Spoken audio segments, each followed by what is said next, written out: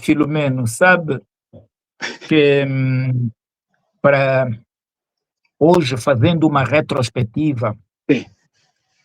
das nossas lutas, daquilo que acabou de dizer, sim senhora, eu tenho que alguns elementos fundantes não vieram verdadeiramente de todos aqueles que corporizaram as lutas.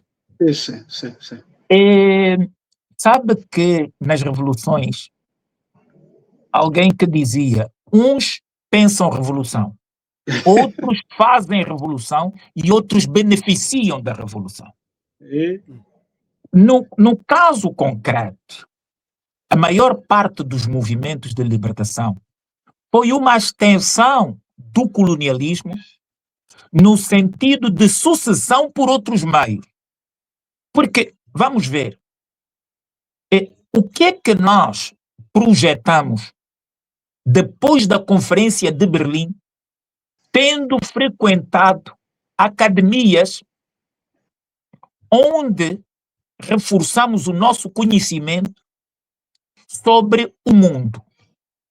Nós estávamos circunscritos às nossas realidades e tínhamos uma formação académica, cultural, sociológica e filosófica comunitária. Ora, depois agregamos uma formação academicista, mas quem é que titulava essa formação? O Ocidente. Quem era o Ocidente? O Ocidente colonial. Ora, quando o Ocidente colonial viu que, de facto, era impossível aumentar a sua população, quer nas metrópoles, quer nas fontes coloniais, o que é que fez? Vamos à história e foi repristinar quem tinha mais ousado no Império Romano. Como é que o Egito e o Mali se constituíram como grandes impérios, não sendo populacionalmente países com muita população? Então, é o objeto da transformação colonial através da polidez. Ora, se for ver qual é o pensamento filosófico comparativo de ser um homem do mundo e de ser um homem letrado de Cabral, é ocidental.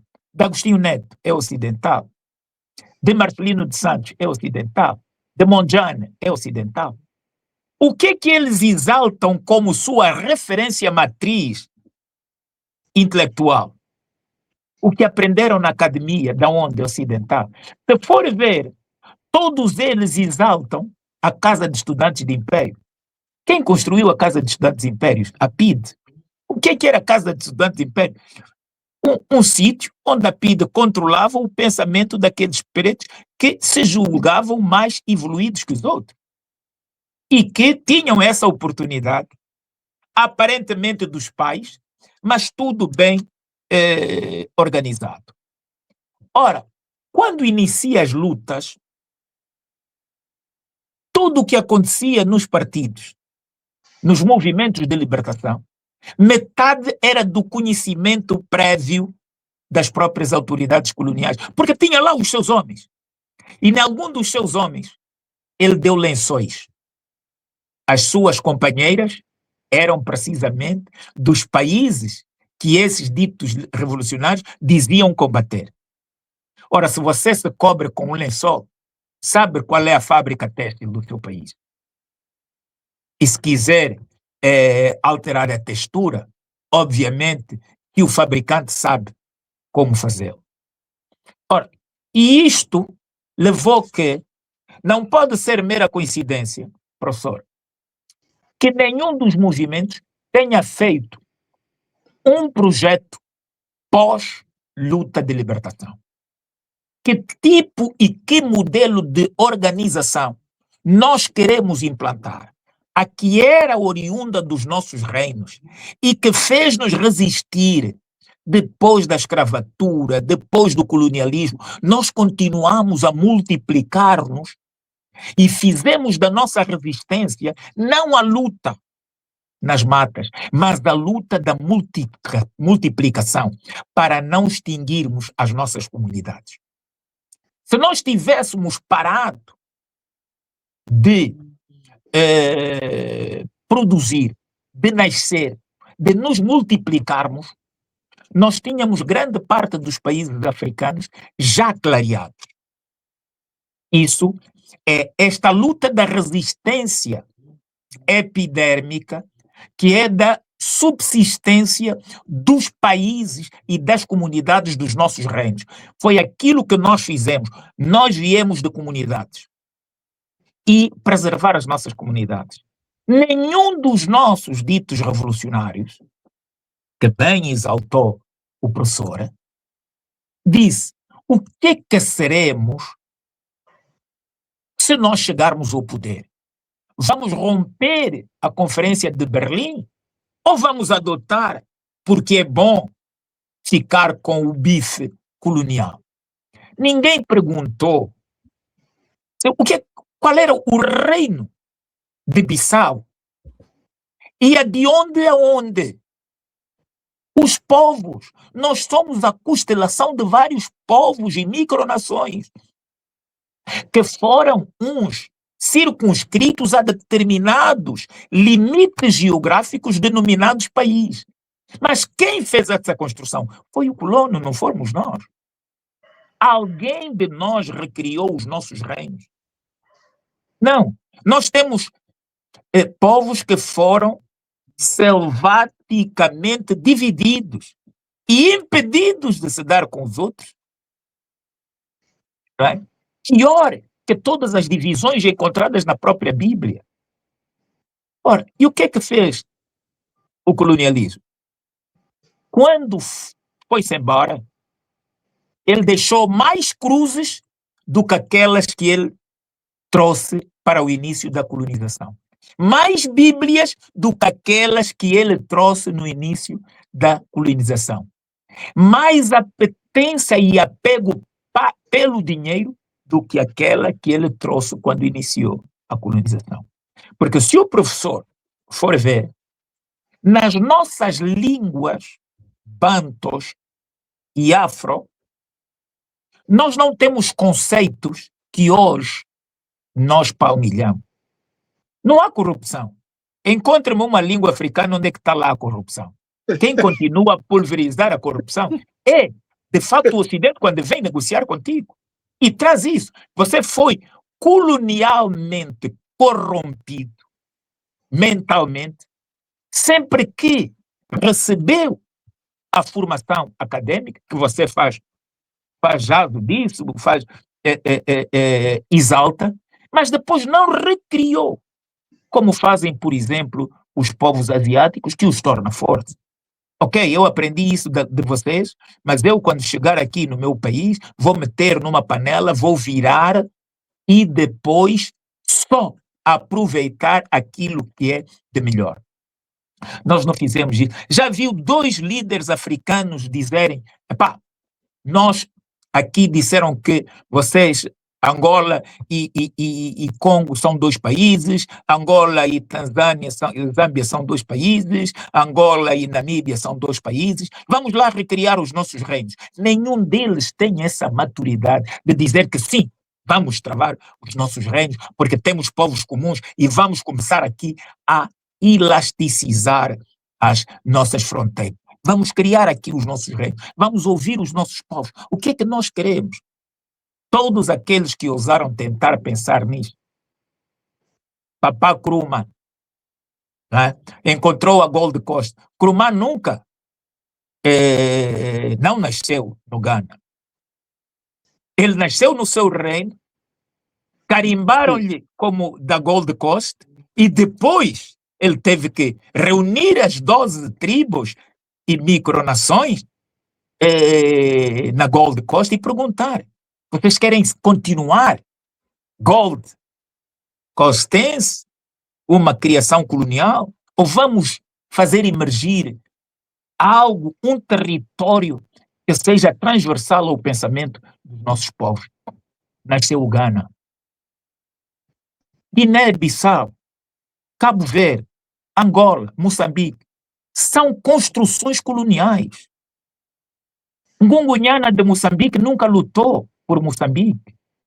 Mandume Almufaia nunca lutou por Angola. Angola, Quilões, Rainha Gingambande, elas nunca lutaram. Colocaram-lhes colonialmente. Os negros que estão no poder, colocaram-lhes como sendo heróis de Angola. Não. Eles são heróis dos seus reinos. Eles lutaram pelos seus reinos. Não existia Angola, não existia Moçambique, não existia Guiné-Bissau, não existia Cabo Verde. Portanto, nós nem nisto nós nos preparamos. As leis, nós estamos há 50, 51 anos com as leis garbosamente coloniais. Aquelas que dissemos que nos levaram para a mata, porque eram ruins. E agora pioramos até as suas normas. Portanto, nós não conseguimos ter uma linha condutora do desenvolvimento educacional baseado na força da nossa cultura e das nossas tradições e línguas. O que é que nós fizemos? Orgulhamos-nos, porque mandamos o nosso filho para a América, para a Inglaterra, formar-se. O que é que ele vem? Vem com o conhecimento e o pensamento daquilo que é América, que é fazer o quê? Espezinhar aquilo que disse o professor, o camponês, que ingenuamente acreditou que Amílcar, Agostinho Neto, Mondlane, Machel, queriam verdadeiramente construir outros entes jurídicos nacionais e internacionais. Construíram. Digam-me quem é que trouxe e quem é que alterou o Código Civil colonial, o Código Administrativo colonial, o Código Penal colonial. A Constituição é inspirada em quê? No tecido de pensamento colonial ocidental. O que é que a democracia é aquilo que o Ocidente pensa que é democracia, que eles adotam. Mas, para vocês, os pretos, tem que ser a democracia dos minerais. Qual é? É aquela que permite que vocês capachos, que nós alimentamos no poder, esqueçam eleições, desde que vocês nos vendam as matérias-primas barato, desde que vocês destruam o tecido industrial e agropecuário que nós deixamos, porque implantamos para nós, não para vocês, nós vamos continuar a manter-vos no poder. Porque quanto mais destruição de África, melhor para o Ocidente. Qual é a instituição internacional criada que colocou também no baú África? Fundo Monetário, Banco Mundial. Ora, o Bretton Woods não é para nós, é para eles. Quem é o país africano que, aplicando as regras do Fundo Monetário Internacional, do Banco Mundial, se desenvolveu? E é o nosso exemplo. Qual é o país africano que, por ter observadores eleitorais internacionais, ocidentais e da América, tem uma democracia plena, sem ciclos de violência? Não tem.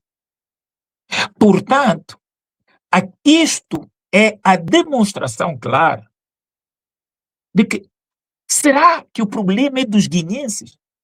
Todos, uma comunidade é ocidental? Se fosse só dos guineenses e dos povos de Angola, porque nós depois, quando chegamos na Guiné, quem chega ao poder não vê e nem pensa as comunidades, pensa o seu séquito.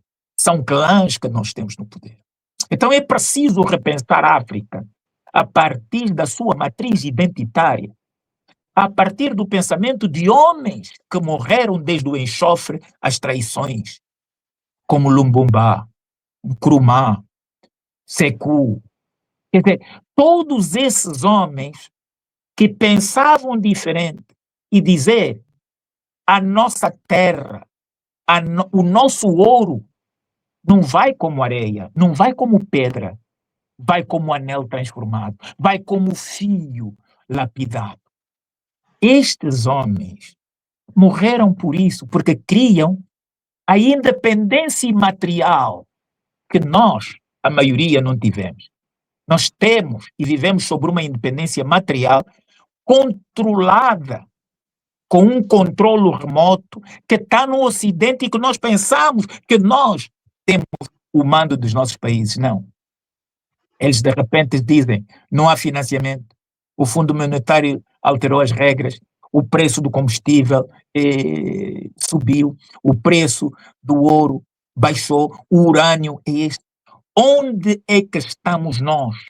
No concerto das nações, do ponto de vista regional e do ponto de vista continental. Temos a primeira grande bolsa de resiliência africana no Sahel, inaugurada por 3 meninos, 3 jovens. Abdullah Goitá Traoré. É a primeira bolsa de se libertar de organizações onde é que presidem compadres capachos, ditadores e marionetes do Ocidente da CEDEAO. O que a CEDEAO fez até hoje?